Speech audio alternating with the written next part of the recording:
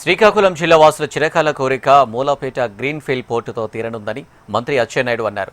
Mulapeta port నిర్మాణ పనులను మంత్రి బీసీ జనార్దన్ రెడ్డితో కలిసి ఆయన పరిశీలించారు.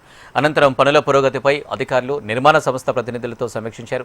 ఈ ఏడాది చివరి నాటికి పోర్టును పూర్తి చేయాలని నిర్మాణ సంస్థల్ని ఆదేశించారు. గత ప్రభుత్వ పాలనలో మూలాపేట పోర్టులో కొన్ని పనులు ప్రారంభం కాలేదని అన్నారు. రైల్వే లైన్ రోడ్డు నిర్మాణ పనులు జరగకపోవడంతో అనుకున్న సమయం కంటే పోర్టు నిర్మాణ పనులు ఆలస్యంగా జరుగుతున్నాయని చెప్పారు.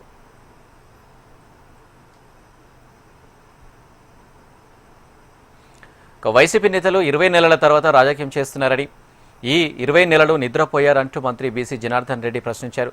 రాజకీయ ఉనికి కోసమే ప్రయత్నం చేస్తున్నారని ఆరోపించారు.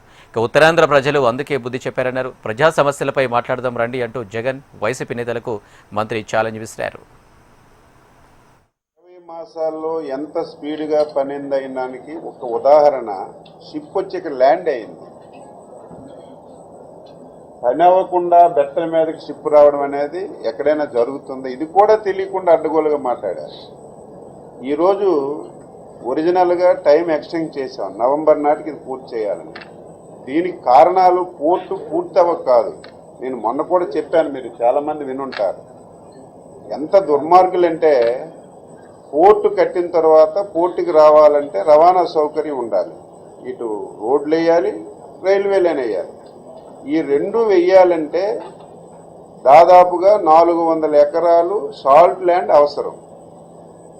Salt land government of India నుంచి తీసుకోకపోతే ఈ పోర్టు కట్టినా ఇలా అలంకారప్రాయంగా ఉండడమే తప్ప ఈ పోర్టు వల్ల ప్రయోజనం లేదు.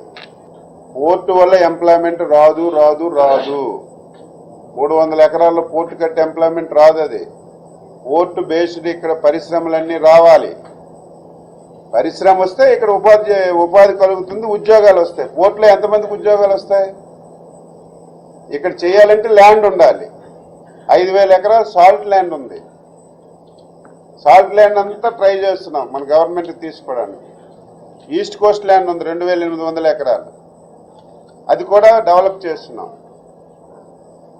ల్యాండ్ లేకుంటే డెవలప్మెంట్ అవ్వదు. వైఎస్ఆర్సీపీ నాయకులకు కానీ జగన్మోహన్ రెడ్డి కానీ ఒకటి సవాల్ చేస్తూ ఉన్నాం.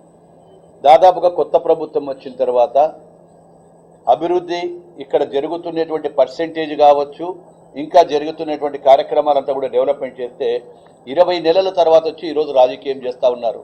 ఏమని?